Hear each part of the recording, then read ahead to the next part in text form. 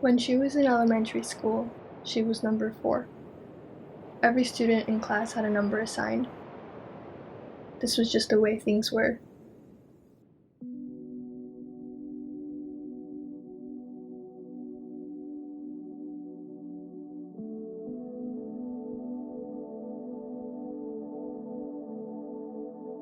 Maybe it allowed for easy group formation, task delegation.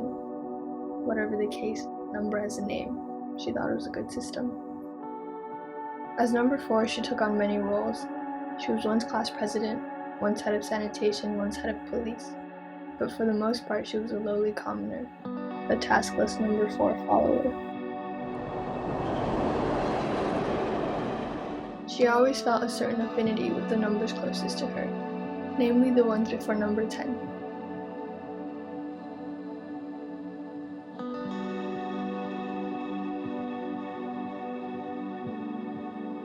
Maybe it was the way they lined up for lunch. Being called in order had a certain charm to it. You hear it 1, 2, 3, 4 enough times, they become the most special, ones closest to your heart, maybe even the ones who see you the clearest.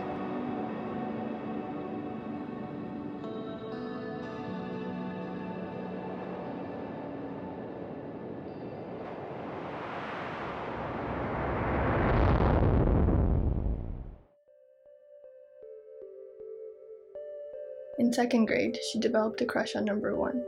He was an agile one of those boys who looked like they would do a high kick in the middle of the air at any given moment. Her favorite kind even to this day. He had chubby cheeks, a sheepish smile, made fun of her in the dance team she was on.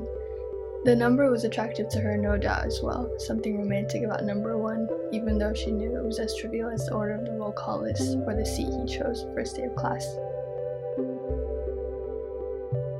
During nap time, police head would patrol around their desks, looking for any stray wandering eyes and marking each incident down on the blackboard with chalk. The strikes were limitless, really. She never had her eyes shut, but she never made a full gent either. She was good at that. To her, napping felt like a punishment and a waste of her day. Her mind would often drift off to number 1. When she looked over, his eyes were usually shut, legs swinging back and forth. He appeared to be humming in his sleep, or sleeping while he hummed. She would close her eyes as well, slide her hands in the desk cubby and write with her index finger on the dusty chalk-filled surface vertically. 1, heart, 4, heart, 1.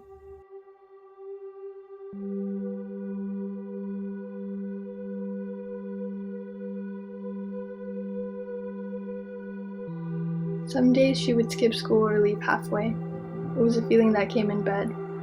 Often she remembered how numbing the sensation was. She could never articulate it. For the most part, it was transparent, but felt weighted. A sort of thing that oozes. A sticky, gelatinous thing, hard to wash off if it ever got caught in your hair, or dripped onto your backpack. It would slowly seep into her body, aiming for the heart. It usually passed, but she wondered why it always occurred in bed, even as she lay next to the one she felt the safest with. When this happened, she would have her foot accidentally crushed under the stool of number 25. She vomited liquid sneakily stored in her left cheek on the track field. She fell down and twisted her ankle when she was strategically tripped by number 11, and she got to go home secretly unscathed.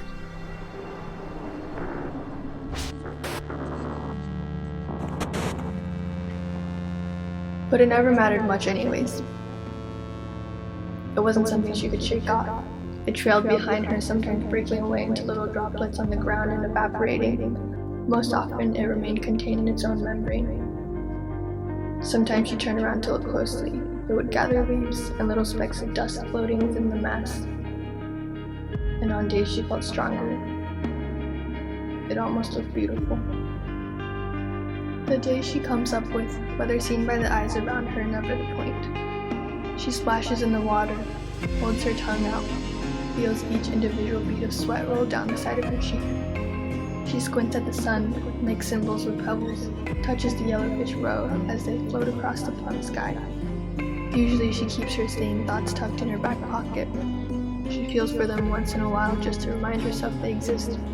They are papery, but most of all tired. One line of text scribbled across the center on a wrinkly surface. The same thing she never understood fully and was always too embarrassed to say out loud.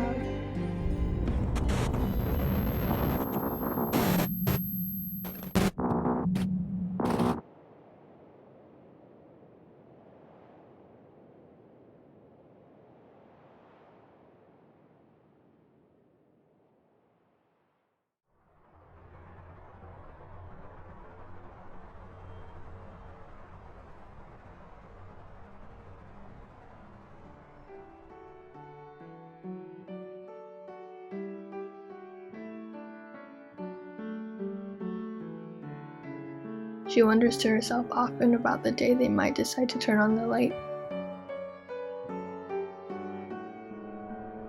Whether her eyes would be adjusted in time.